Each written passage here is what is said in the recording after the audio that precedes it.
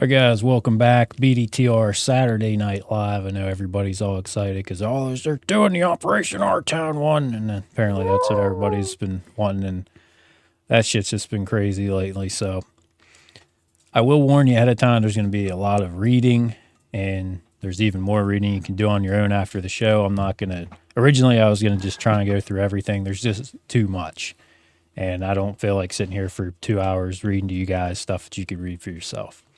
So we're just going to kind of touch on the very recent current events of, the CI getting busted, which couldn't have happened at a better time if, for everybody, it's really doing Pete a favor, whether he realizes it or not. And hopefully they'll just knock this shit off. They won't, but, hopefully. Here's to hoping. So, and remember, guys, we still got the link to the Mountain Lion Backpack Club stuff there in the comments. So keep donating because it's kind of funny that, there was all that stuff online about the finance director, and then, she no longer works there, and then the executive director's gone. And there actually is a connection to, at least according to the Operation Our Town website, between Blair County Community Action and Operation Our Town.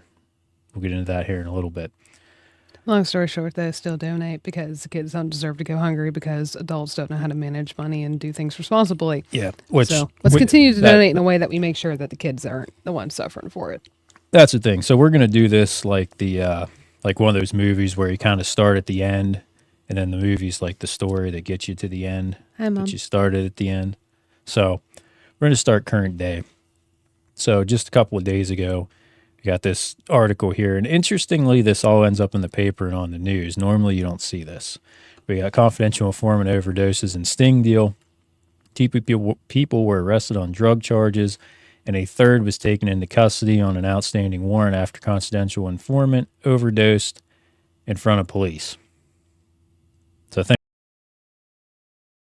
I'd imagine everybody probably is familiar with this story. We're just going to go over it just because so I can kind of like tie things up and draw some conclusions that if somebody just stumbles upon this video, they'll be like, what the hell are you talking about, when I get to the original complaint I filed years ago with the AG's office that, Shapiro pigeonholed, like he likes to do with things like the Ellen Greensburg case and Operation Our Town. And honestly, like, the AG office has had their hands in so much of this shit. We almost do need like the feds to come in and do the investigation, because the AG has their, they got a couple knuckles deep in this shit. So, Put it politely. So this guy, Stephen Mahoros III, I guess that's how you say that. Probably looks. So during the operation, this guy was given $90 of recorded drug task force funds to purchase heroin from the other person, Turner, at a location, blah, blah, blah. He was transported there and then transported back to the Altoona Police Department after the buy. He told police he met with Turner, gave her the 90 and task force funds for the heroin. Once at APD, police said Mahoros showed signs of an overdose, and when he was asked if he ingested, so it would appear that the CI lied. Hard to believe, I know, because CIs have put a lot of people in jail, and we know they always tell the truth, right? The overdose symptoms became progressively and quickly worse, police reported, with Mahoros displaying shallow breathing and becoming unconscious. AMED responded to administer treatment and transport him to UPMC Altoona. Blair County Drug Task Force members located Turner at a home where she was taken into custody. During an interview with police, she said Mahoros snorted a bag of dope in front of her. Now here, we got a real kicker here, because who are you going to believe? The CI that they filed charges against this Turner person, I'm guessing based on the controlled buy, right? With a guy who just proved he's full of shit, okay? Because he literally was either just needed a fix so bad, or he just needed a fix so bad that the stuff he was supposed to buy as the controlled buy, he just needed to use it. Kind of crazy. And kind of crazy that this Turner person is still getting charged, and who's going to be the witness against them? This CI that had to get high while he was, on the job. How do I know that? While speaking with Turner, police approached the vehicle that dropped Turner off the residence. The driver, identified as Edward. Now, that's interesting because they're putting his name out, and I don't think they originally did that. So this Edward Welsh from Claysburg said he was dropping off a friend. He had a cut straw behind his right ear and a butane torch on his lap. So, looks like he was getting ready to get down and dirty. And a large bag with crystal meth observed in plain view. Police found he had $70 of the recorded drug task funds. So I guess they are verifying serial numbers. So it appears that like some of the criticism they've been getting, they're like, oh, maybe we should actually do our job right. Turner, who agreed to further questioning, told police that the people contacting her wanting narcotics, and she goes to various individuals to facilitate the transactions. In this case, she told police she got the drugs from Welsh and ultimately sold to Maharos. And she said that the methamphetamine found in the vehicle belongs to Welsh. So, blah. Arraigned before the wonderful Ben Jones. So the point of this is, I said, then Maharos was arraigned then September 18th, related to a September 18th drug buy where a CI allegedly purchased a bundle of heroin from him. So it's sort of like boom, boom, boom. As soon as they pick these people up, hey, the next one, the next one, the next one. So are they really getting these big drug dealers? And how much credibility do these people have when this guy is literally has to use the drugs he just bought for the sale and then lies about it to the police? And now let me go to this because there's two articles. This is the one that I think this came out today. Yeah, the 25th. There's more information released about the investigation into drug and firearm trafficking activity in Blair. Trafficking with this too. Culminated with a confidential informant overdosing during. Because see, they don't really go into that in the last article. And here it's saying Logan Township Police. So this is what because here it clearly said. Didn't it say APD? Yeah, transported back to the Altoona Police Department. So I don't know what the hell's going on with that. So we'll just say it's a typo. I don't know. I don't know how he went from, because that address is in the city too, 1600 block 20. So what would Logan Township have to do with that? Well, that shit doesn't make sense right now. Okay, so I guess it was a vehicle stop by Logan. Search warrant, blah, blah, blah. That's the other thing, though. They make it that you have to literally reread all these articles 6 or 7 times to actually understand what's going on because it's okay. So this is where they got Maharos, and then he became an informant because it says narcotics officer later conducted a controlled purchase from Turner. So they pulled him over. That's how they got him with stuff. And then they were using him as an informant.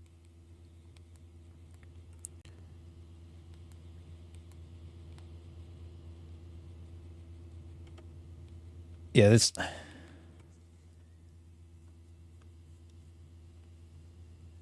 So the point I was trying to get to earlier was, so he tells, basically like the officers ask him, what's wrong with you? Because he's showing some signs of whatever. And he asked if he used drugs. Did it actually say that, or did my brain just draw that conclusion? Because it's like jumping back between these two articles. It's like, I don't know if it's the writing or what. But the point is, if they were doing, and this is one of the major criticisms of the CI program, is the cops never really seem to get actual surveillance of these buys. Whether it's somebody goes into an apartment building that there might be 20 apartments in, they always lose sight of them. All right. And I have to believe that was the case here, because if they hadn't lost sight of them, how did he snort a bag of heroin without them knowing about it? That should have been, I mean, this is basic stuff, guys. And the point is, because a lot of people, you're just bashing the police. No, I'm saying do your fucking job right. Okay? Because when you go to testify, it shouldn't be, nobody should be going to jail on the word of basically a drug addict that got caught selling drugs, and now they're ratting other people out. They have no credibility, and this proves it. Yet they're still going to use this guy. His word is going to be basically what puts this Turner person in jail, if that's how things go, and they probably will, because that's how they often go. But hello, everyone who joined in. Sorry, the comments are loading hellaciously slow tonight, so sorry. So, hello there. But the point is, it should be the officers testifying, and you shouldn't have to rely on their word either. You should have pictures. You should have audio. You should have, like, this is not rocket science. This is like basic 101 how you do an investigation with an informant. You don't take the informant's word, because the informant always has a motivation to really to lie, because whatever they can push off on somebody else benefits them. So we don't want to take their word. We shouldn't have to take the cop's word. We should have video, pictures, audio, any or all of that to say, here's the buy. It shouldn't be a question. It should be, here it is. I mean, it's not that hard to do surveillance. And the way you can't have somebody walk into an apartment complex with multiple apartments, have them come out with drugs and say, yeah, I got it from this person. Because how do you know? They could have planted it there beforehand. And when we get into my original complaint, we'll talk about the heroin in the shoe. Some of you might know about that. Some of you might not. So now we got that out of the way, we're going to get to this NAACP investigation, which apparently this has been going on for about 2 years. And because I know somebody made a comment on the page a couple days ago about, oh, you guys aren't really going after Pete Weeks because you got buddies with them now, and I think they must have been referring to Richard Lacker, which I don't know if whoever wrote that comment, if that's the case, and maybe you don't pay much attention, but he and I don't get along. We never really have. He actually tried to have me and some other people criminally charged for exposing his Amy Webster PAC dirtbag campaign that they got buyer's remorse on this past election. That's all still out there on the news, the WordPress page, if anybody wants to.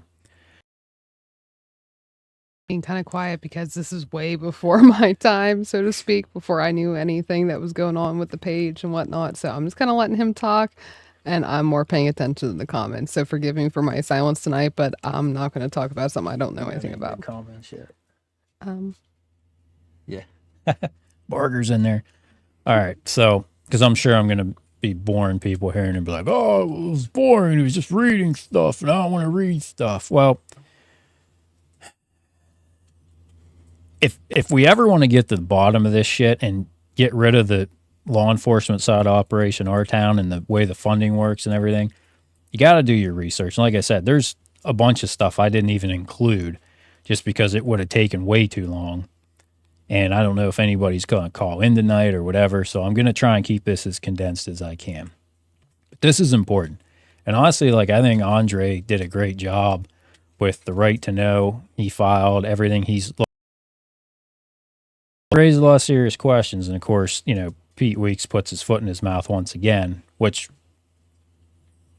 once again, when we go back to my report I originally filed, the complaint with the AG's office, I'll be able to show you how they kind of they flip things around of, oh, today that it's this, but no, it's not tomorrow. And they keep changing their story basically as to what, because originally, okay, back when Pete Weeks was privately paid, okay, his salary came, But see, they put it, supposedly it went from Operation R Town into the general fund. And they're like, oh no, it's the general fund. Operation R Town clearly stated, here's 50 grand or whatever. I think it was 50 grand a year is what they were paying them for the drug prosecutor's salary. And you could see where that might be an issue, because then if the DA's office does something that the Operation R Town people don't like, they could be like, oh, we're going to pull that funding. So they kind of have a little bit of leverage there to take away a prosecutor. But, they put it in the general fund and launder it around, and then it was fine. But now they're saying that they have this, they're claiming it's not a secret account, but this account that Andre found, they're saying, well, that's just so, something about, I guess, so the board members don't know who they're investigating. Or we'll go through this. It doesn't make sense to me. And there's a lot of information, and I'm just trying to process it all here. But that's one reason, just to make sure I hit everything. So it says a report issued late last week by the Blair County branch, the NAACP, has caused some consternation among local officials because it infers that the relationship between Blair County District Attorney's Office and Operation R Town is fraught with ethical and possible legal issues. I think there's definitely ethical issues. There's no question about that. The report released by NAACP President Andre M. Halsey stated that after a 2-year investigation, the organization has found evidence suggesting misconduct in the local district attorney's office. Among the issues cited is the funding of drug task force operations by Operation R Town, a private nonprofit organization that was formed by several Altoona business leaders in 2007 as a counter to growing drug crime throughout the city and county. And that was one thing I'm glad I remembered this. So keep in mind, back when Operation R Town started, in the very early years, we saw some major, crime families around the area, so to speak. The Rickabaws, the Piners. We started taking out all these local people. And then everything started coming in from way out of town. Because the problem is, you can't just take out the supplier. When there's a demand for something, it doesn't matter what you do to this supplier. Every drug dealer you arrest, when there's as much of a demand as there is for heroin, meth, whatever it is, you arrest somebody, you're basically just posting a, hey, open job opportunity for the position of drug dealer for Altoona, Pennsylvania. And it's happened time and time again. Because if you'll notice, they like to put on that, it was back around this time that all this stuff started coming in from out of town, and that's why things got so bad. And there weren't that many shootings. There was an incident, I think it was downtown, where a couple APD officers kind of were chasing the guy, got into a little bit of a shootout. I think there were some of the officers that were involved with the Pellies thing that were involved in that. But anyway, so back to this. Blair County District Attorney Pete Weeks was also criticized in the report for urging members of Blair County Chamber of Commerce to support Operation R Town. In a response, Weeks said he wasn't soliciting funds for the private group during a March 2022 Blair County Chamber of Commerce breakfast meeting in which he urged local businesses to support Operation R Town. Now, I distinctly remember, because one of the last podcast episodes I did before we left was I think that was one of the ones I did with Deb.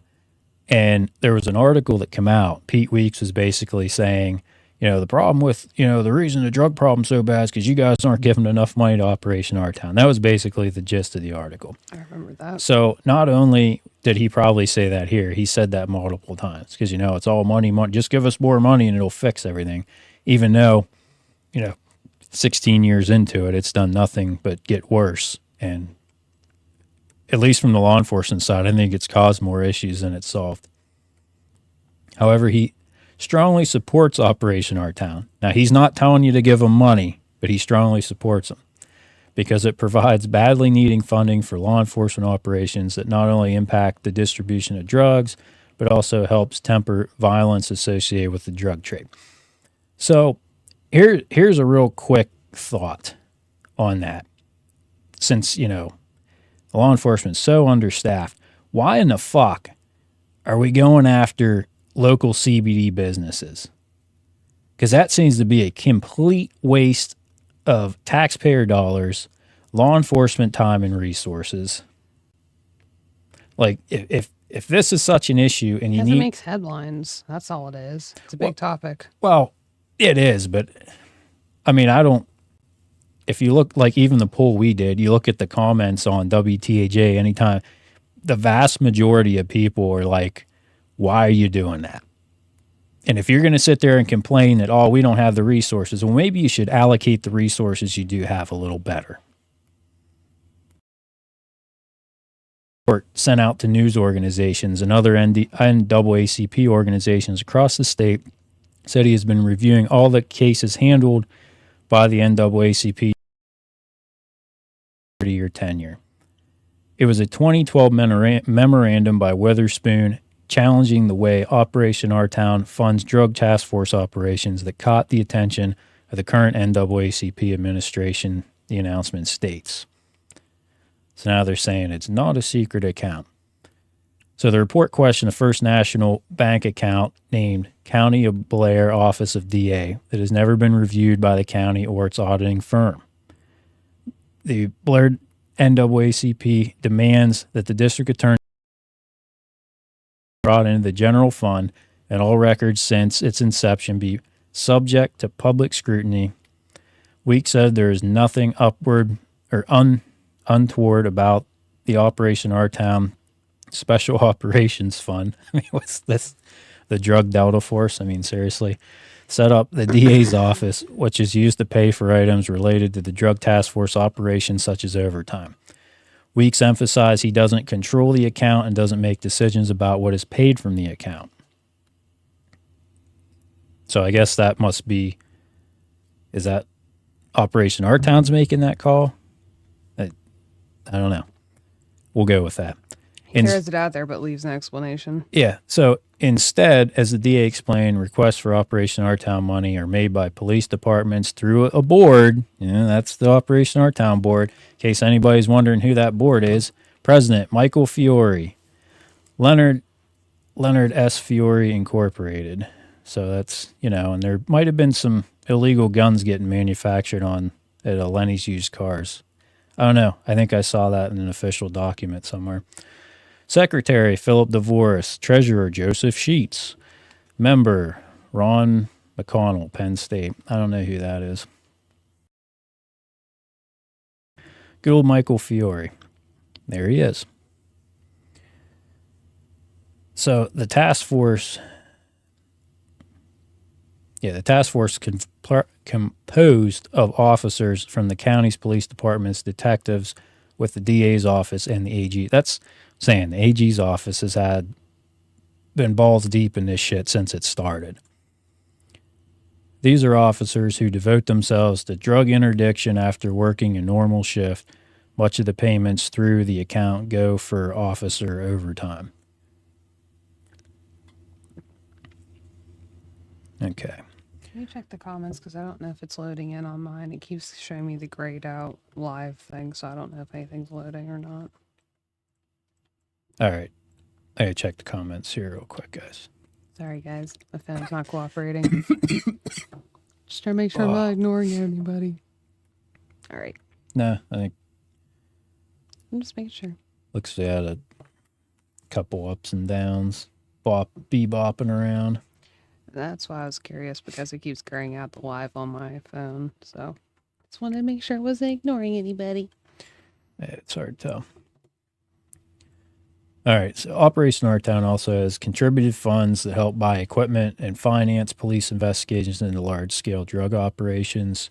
They credit Operation Our Town with helping police take down gangs from surrounding areas, which, okay, whatever. Allegedly. Funds used on a recent case. Weeks used a recent case to give an example of how the system works, stating that Altoona police... So this is the shit that... And I have a really good response to this, too. More facts became available, and police suspected several willing to be used. So basically they're saying, oh, we got this sex trafficking ring. Good for you. You know what else you did? when you sent David Hoover to make a drug buy, and that devolved into the point where John Stiver had to shoot him, which what I believe was self-defense. Stiver was going to be a witness against a creepy guy that was up at Prospect Pool. And from what I had heard, that was a pretty big investigation. It suddenly just kind of went nowhere because then, Stiver lost all credibility because you guys brought a case against him. So looks to me like Operation Arntown once again is a zero-sum game.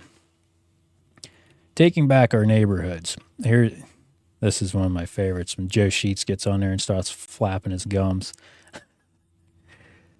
Chairman of the board explained this week how the Operation Our Town system came about. 2006, local business people wanted to address increasing violence, blah, blah, blah, blah, blah. So, I'm not reading all that. This is where, so Sheetz said Operation Our Town had no involvement in selecting the targets of the investigations or the police officers in the respective department doing investigations. We don't want any part of that, which is interesting because the board of Operation Our Town has to approve whether or not the funding goes through. So, I mean, I don't know. Maybe he just like licks his fingers and puts them in his ear when they're doing, I don't know. Operation Our Town, he said, was having a difficult time in its attempt to determine how the law enforcement money would be administered, so the district attorney at the time agreed that the DA's office would administer the funds. And I think that's kind of partly where it runs afoul of the one law that's pointed out. I think that's still part of the Act 130, which I cite in my report for other reasons. That's the way the money, primarily for overtime and equipment, has been divided up for the many years since it came into existence. We are 100% certain the money is being used for the purpose it was granted. He goes on to say, Sheetz made another point that the money being administered by the district attorney is not tax money. You're damn right it's not. That's the whole fucking problem. There's a special interest group funding the district attorney's office and the police department. You don't see where that's an issue. The whole point of having taxpayer dollars paid is so it's never going to be impartial, but it's more impartial than having a special interest group making the payments. So he said every year they get a certain amount of money budgeted for law enforcement. The money's not spent. It goes back to Operation Our Town for redistribution. Back into the slush fund. We've always laughed about the slush fund. Now we know which account it is. We have the last four of the number, thanks to Andre Halsey. Good on him. I'm glad somebody finally dug all that up. Now, this is when Sheetz became aware of the complaints against Operation Our Town partnering with law enforcement to attack the drug problem. He said, I about fell off my chair. I can't figure out how we got dragged into the mud on this. It's not tax dollars. That's the fucking problem, you idiot. That's the fucking problem. And this is the guy, and you'll see, because the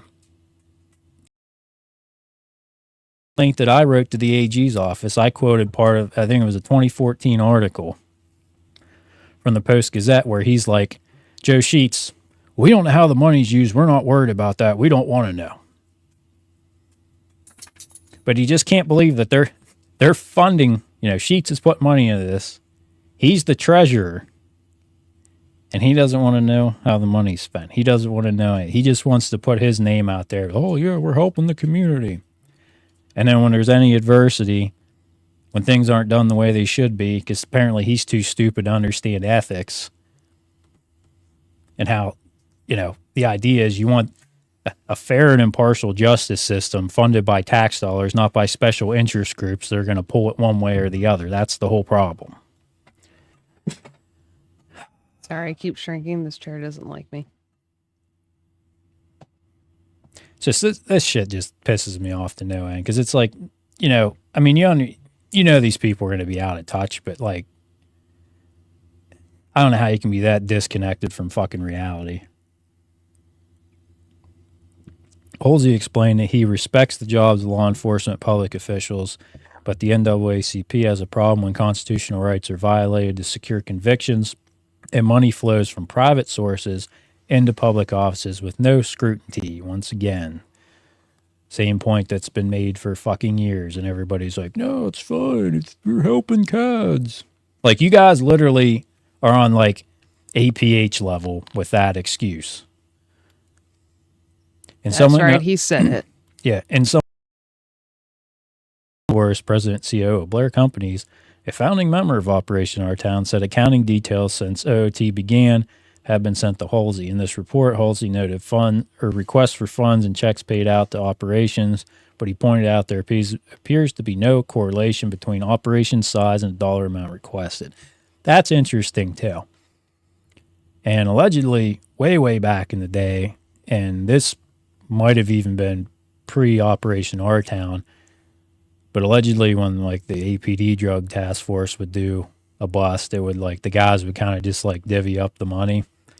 And then there were some new guys on there who thought they weren't getting their cuts. So then that might even been Sassano too. Not 100% sure on that, but it might have been him.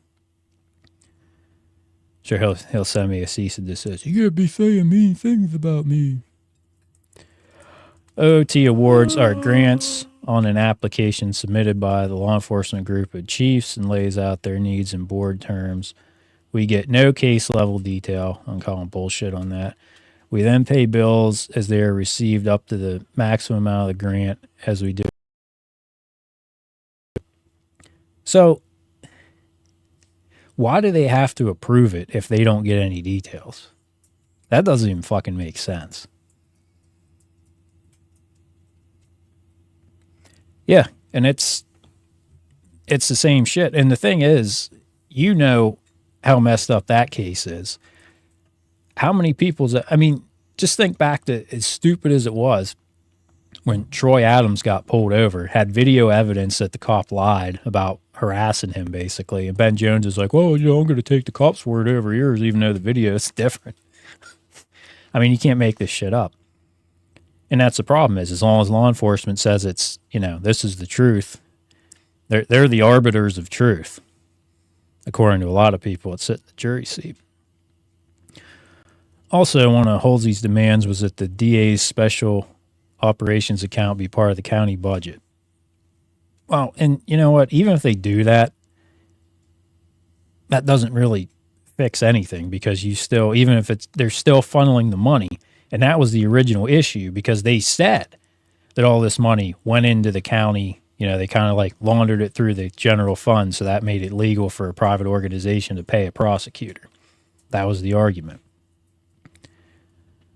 On Tuesday, Weeks approached Stickle with the idea. Stickle indicated OOT money is non-governmental money. Yes, correct. Just as Joseph Sheetz was nice enough to point out, it's not tax dollars. That's the problem. I don't have any responsibility in managing it within the county's general ledger, so Stickle said. But he'll do the audit for the good of the county and the taxpayers. Blair County Controller noted the office was set up years ago with guidance from the Attorney General's office. Or that the account was set up.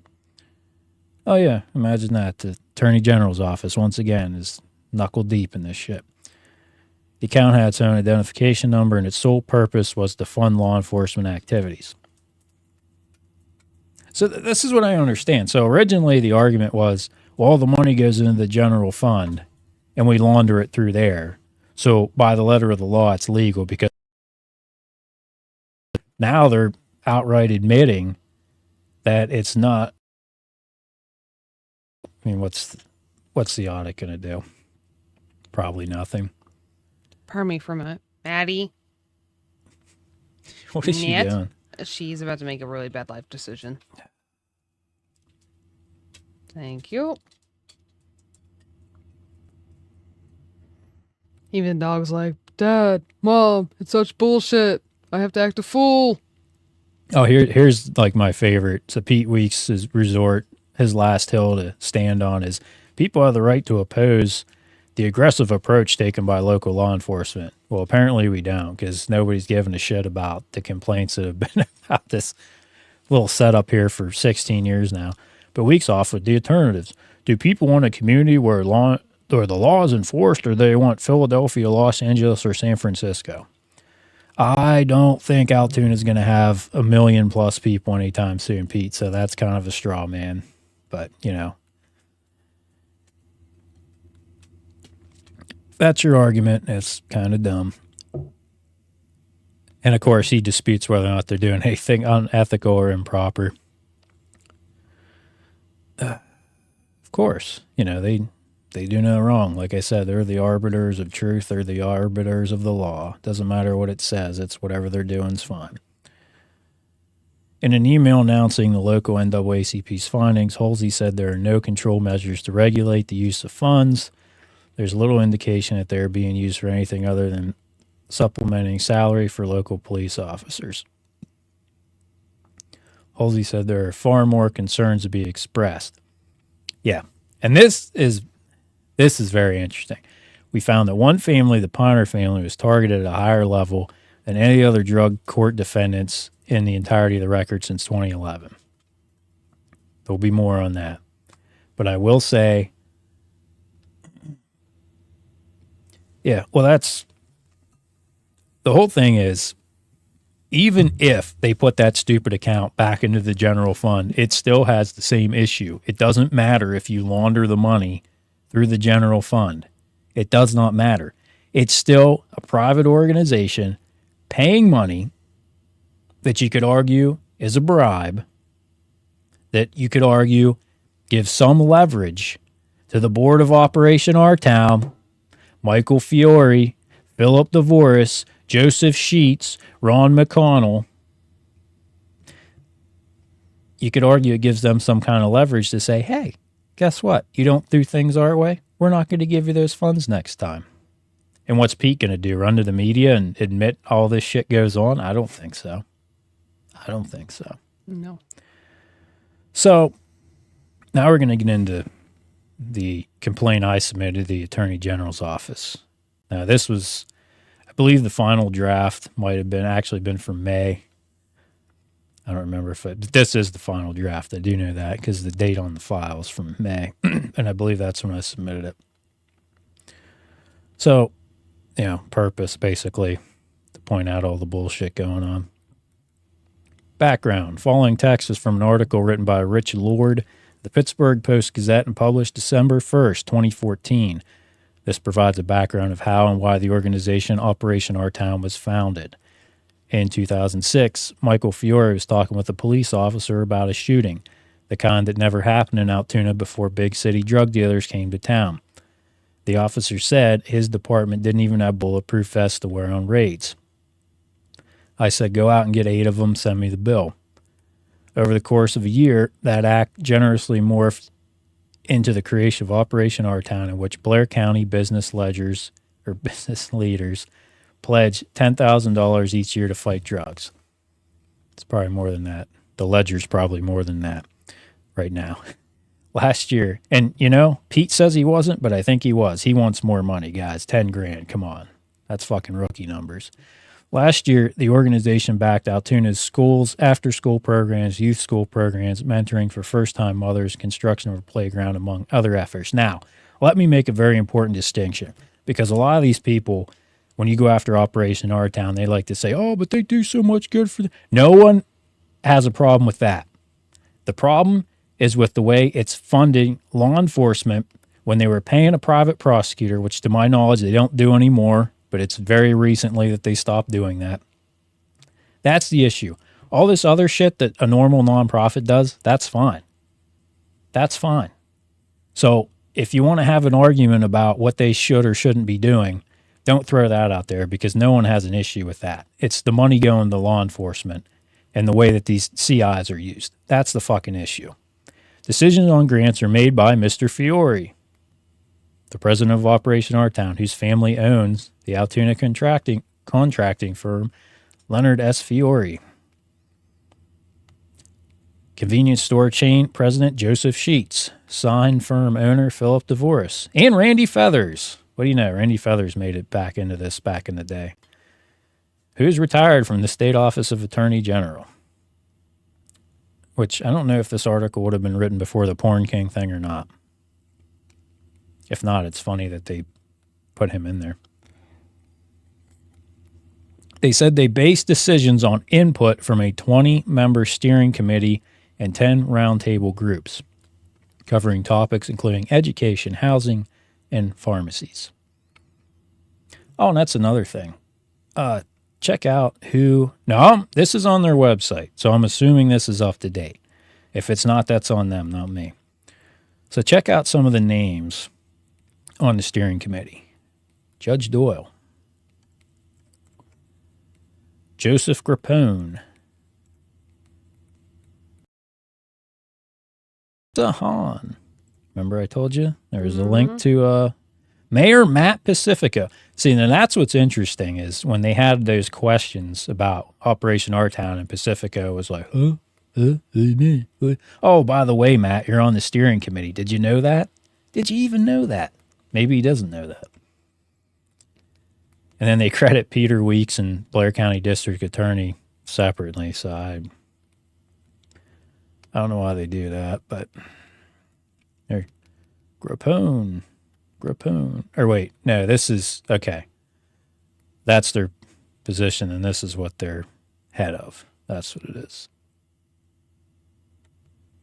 So I guess Lisa's with Family Services. Grappone's the solicitor. You know, not like he has any ties to the Catholic Church back in the day in Mill Iron or anything.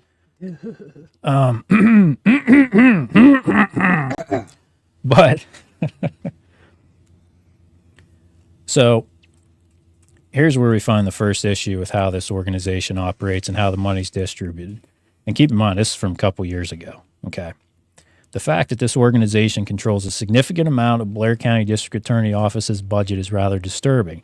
It begs the question, how much power does this nonprofit organization, controlled by mostly local businessmen, have over Richie Consiglio, the prosecutors and law enforcement? If at any time this organization decided to pull this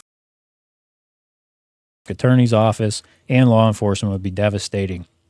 If he who controls the money controls the world, do we really want a private organization composed of local businessmen controlling such a large portion of the district attorney's budget, especially since this office functions solely to prosecute alleged criminals on behalf of the Commonwealth?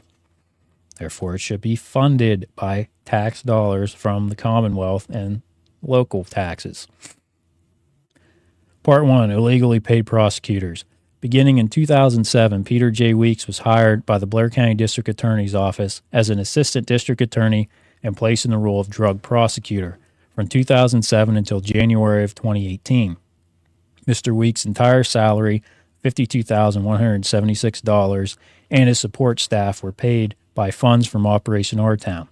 As of January 2018, Assistant District Attorney Amanda Jacobson has taken over the role, and her entire salary of $50,000 plus $15,000 for benefits is being covered by funds from Operation Our Town. This appears to be in clear violation of state federal laws. The district attorney's office claims that because the funds are first given to their office and then paid out, that this exempts them from this law. However, these laws don't provide any exemptions based on how the money is shuffled around. On their 2016 Form 990, Section 3, Box 4 Alpha, Operation Our Town claims that $199,948,000. Sorry, I'm having trouble talking, guys. Should have probably brought water instead of coffee. Cottonmouth. We'll get through this. To assist with providing local police, drug task force necessary equipment, funds the district attorney's office for expanding drug prosecution budget, assist law enforcement and treatment agencies with drug prevention programs. So that's right on their tax form, basically. Clearly, this money is destined for the DA office no matter how it is routed. How are funds from a private organization clearly defined for a specific end to be counted as coming from the general fund? Even if Operation Our Town gave the money directly to the general fund, and this is legal, this could be considered a form of lobbying. It's not uncommon for special interest groups to lobby politicians, but to lobby the criminal justice system. No matter how you shuffle the money around under the color of law, the following federal statute and its purpose to guard against bribery and conflicts of interest is abundantly clear. Now, this is a note here.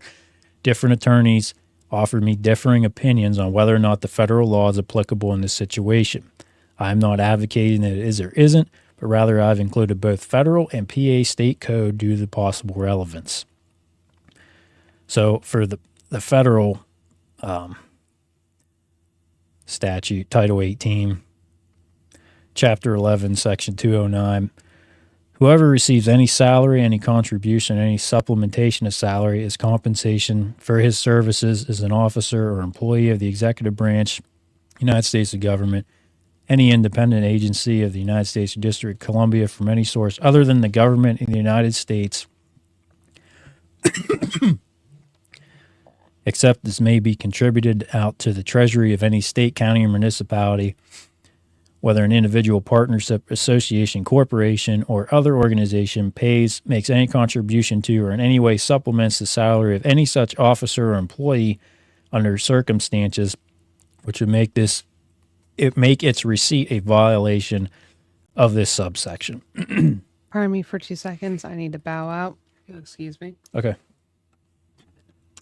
Thank you. Sorry, y'all.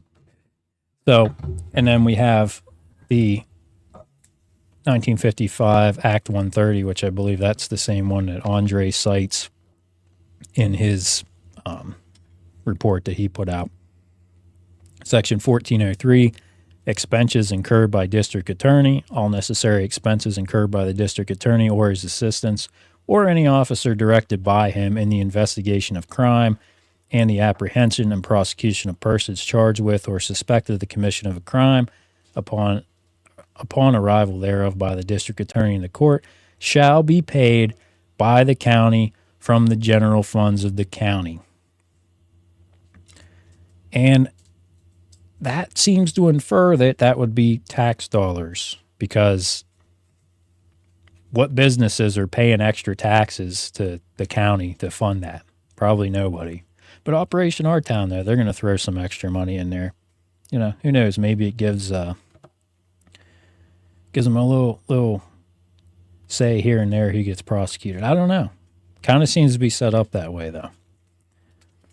Then Section 1405, misconduct of a district attorney. If any district attorney shall willfully and corruptly demand, take, receive. See, that's basically if they get paid at all with any of this. Other than such as prescribed by law for any official duties required by law to be executed, blah, blah, blah, blah, blah, he shall be guilty of a misdemeanor. So essentially, the way that reads, the entire time, Pete Weeks was the ADA. Now, if they want to argue that, oh, it's only the elected district attorney this applies to, I guess they can make that argument. But you'd think that would also apply to anyone in the office.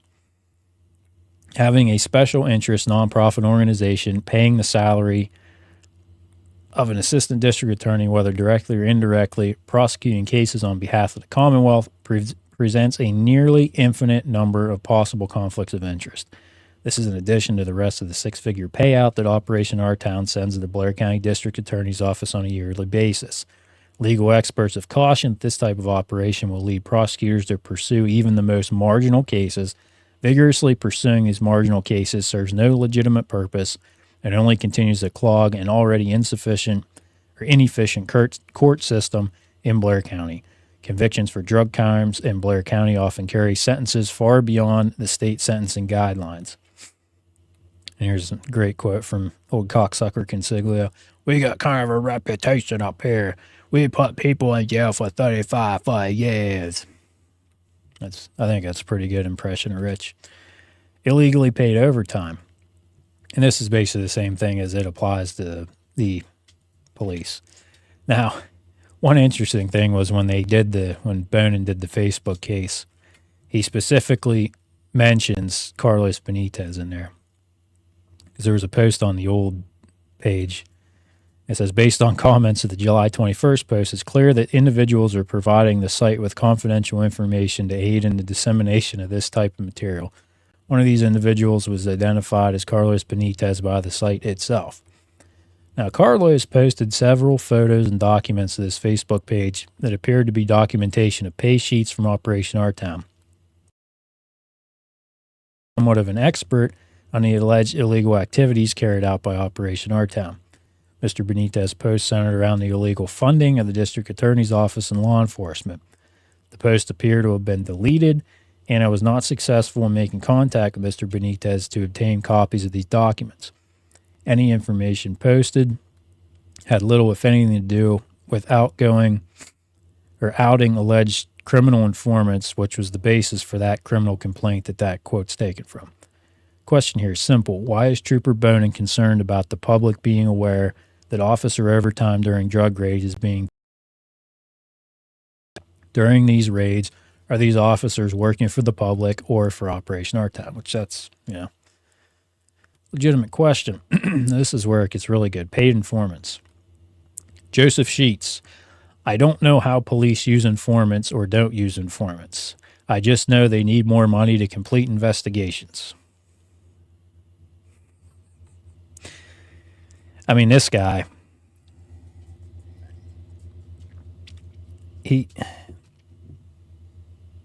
but he doesn't understand why he's getting dragged through the mud.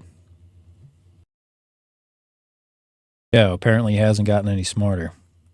This quote from Joseph Sheetz clearly demonstrates that those involved with funding and running Operation Our Town aren't interested in the details of how it all works.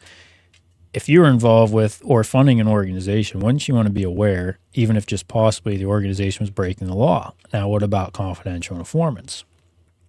This is from a former CI, Ryan Scott Egger. He says, I could use drugs. They wouldn't arrest me. I could tell on whoever I wanted, and police paid $40 per buy. I'm not a drug dealer. I never was a drug dealer. I'm just a middleman, but they're charging me like a drug dealer. Mr. Egger's story is interesting and is critical to understand the unethical and possibly illegal nature of how the confidential informant program is used in Blair County. Egger became an informant after being busted for buying drugs for a friend.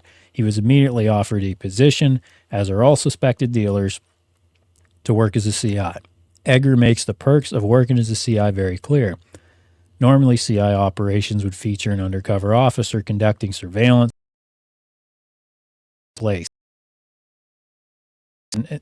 The informant completes the transaction and then returns the officer with the drugs. In Egger's case, he hid heroin in his shoe rather than buying it for the alleged dealer. When Mr. Egger testified at the preliminary hearing, it resulted in the charges being dropped against the alleged dealer and charges being filed against Mr. Egger.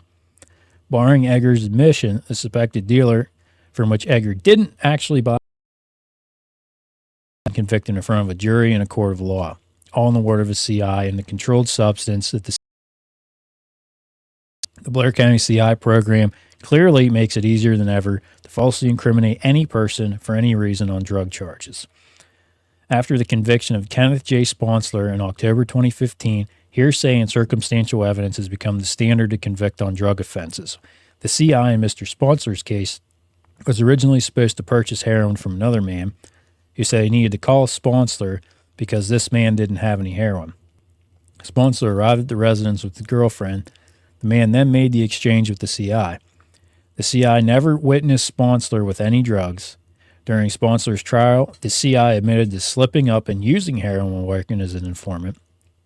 This case set a very dangerous precedent by itself, but especially in the world of the Blair County narcotics game. Before this, a CI had to at least return to law enforcement with narcotics directly acquired from the suspected drug dealer.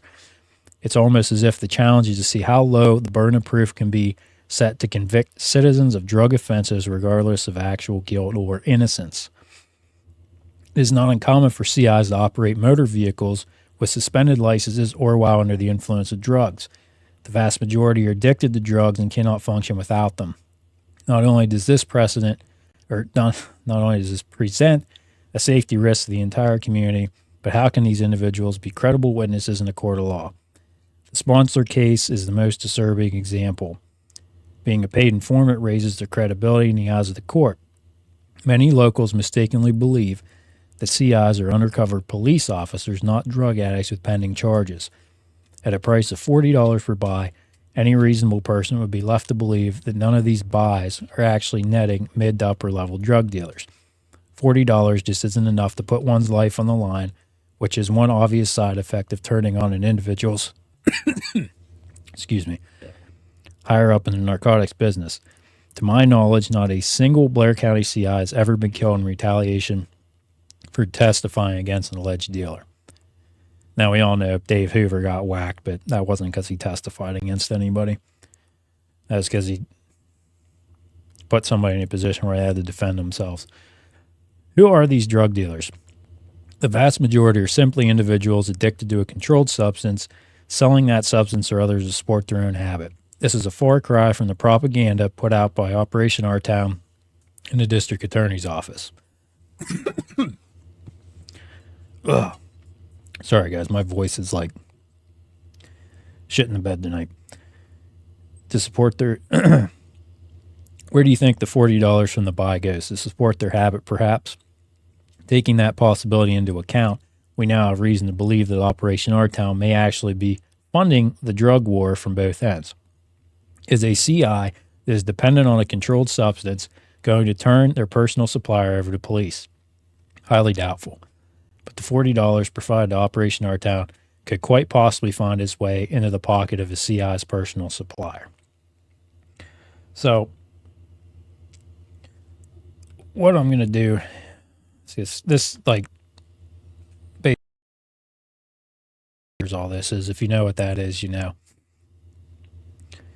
Because my voice is going out of me here. So, Part 4, Organized Crime for the 21st Century. Now, Part 6, Board of Directors. This is what's important.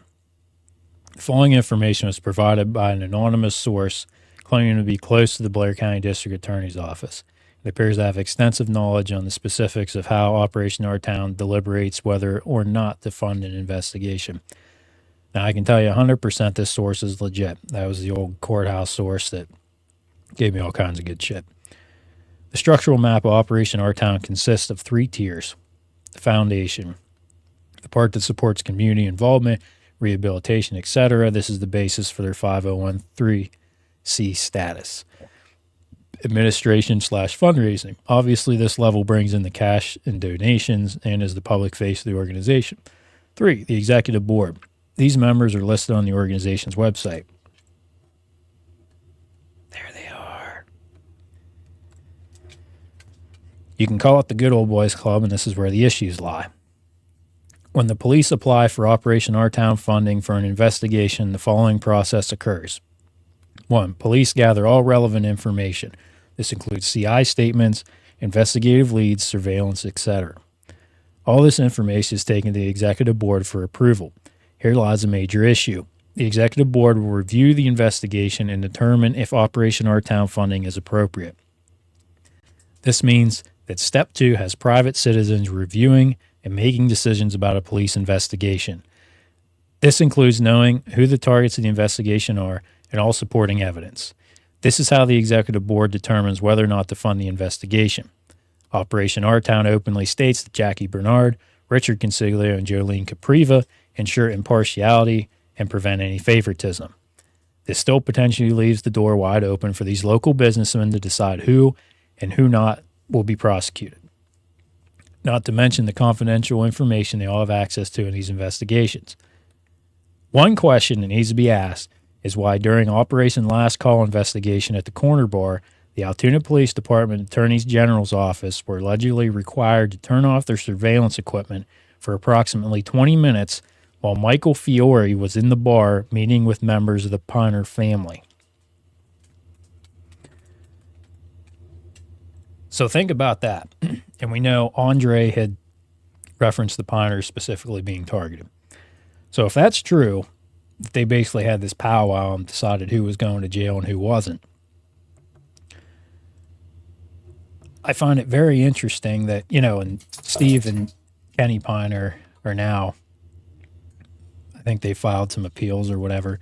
And another interesting thing is, too, I actually had 2 of Steve's relatives on, I think about 2 years ago. I interviewed them. And they come on and we had a really interesting conversation. And within a day or 2, I think it was, all of a sudden, this rumor starts going around that the feds are investigating Chris Moser, who was the the task force sergeant at APD at the time.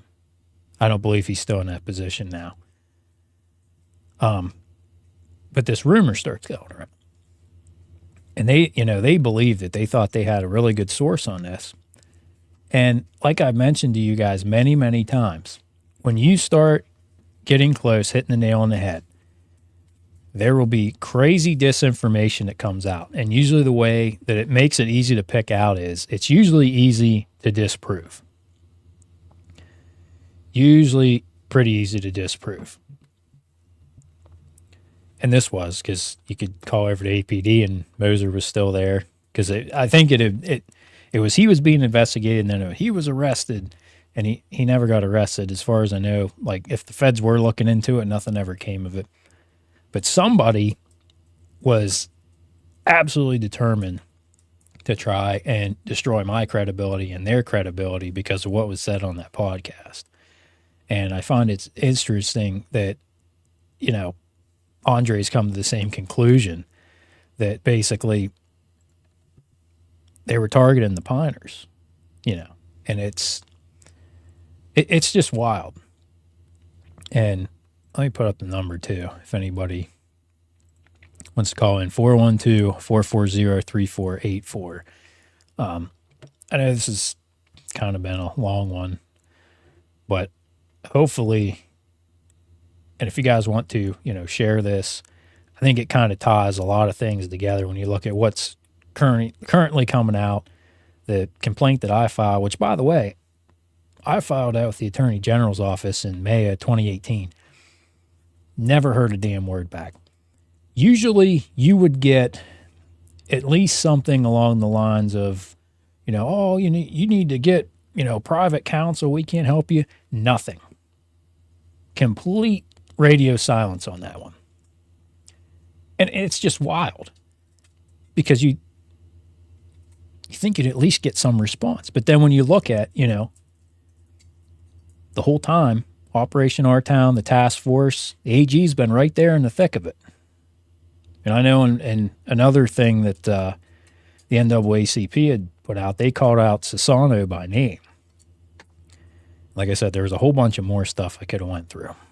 And I'll try and put some links up to some other things. And there's some letters that I think you guys that definitely go on the WordPress page and read the bar letter because that's wild. Allegedly, they had this kid like buying a kilo of meth off the dark web, like APD and the task force did, according to the story. Which, that's just a letter the guy wrote. That's his side of the story. I don't know how much of it's true and it's not. Is it hard to believe they'd do something like that? No. Because then, they probably wanted it to be all over the news and then maybe they thought twice of, if put this out there and then it gives credibility to this story and we'll just leave it go. And I think both of the guys involved in that just ended up pleading guilty. And that's what happens, 99% of the damn time. And I understand it because if they can't beat you in the courtroom, they try to beat you financially. They'll just drag it out forever, and eventually you'll run out of money, and then you'll have to make a decision. And it's not right, but that's just how it works. So I will be very interested to see where all this goes. I'm hoping Andre sees this. If he hasn't already read that complaint that I filed with the AG office years ago, I think there's things in there that he would be interested in if he wasn't aware of them already. Feel free to reach out to me. I think definitely if we compared notes, we'd probably even find out more shit. But yeah, we've already been going for an hour, so hopefully you guys learned something tonight. I know we've been trying to take things like expand the podcast a little bit to do new stuff, but don't think that means that we're not into seeing some of these motherfuckers burn because they need to. And if you think that I got any love for Pete Weeks or Richard Latka or any of those people, you're wrong. But Abby decided to poke her head back in. Just in time to say till next time. Yeah, that's pretty much where I was at. So, but yeah, if you guys got any specific stories about things that's happened to you with the task force or Operation Hard Time or whatever, let us know. Because I think now's a good time to really start throwing that stuff out there because people are paying attention. It's actually in the paper again, which it's been quite a few years still. I would say really since 2014 when all that got stirred up the last time. So Agreed. hopefully it'll be, I apologize for my voice. It's just been garbage. But It's been a long day. We're still kind of half sick, which is why I had to that dip was out. a lot of reading. But yeah, hope you guys learned something. Let us know what you think. If you got any more info, whatever. But until next time.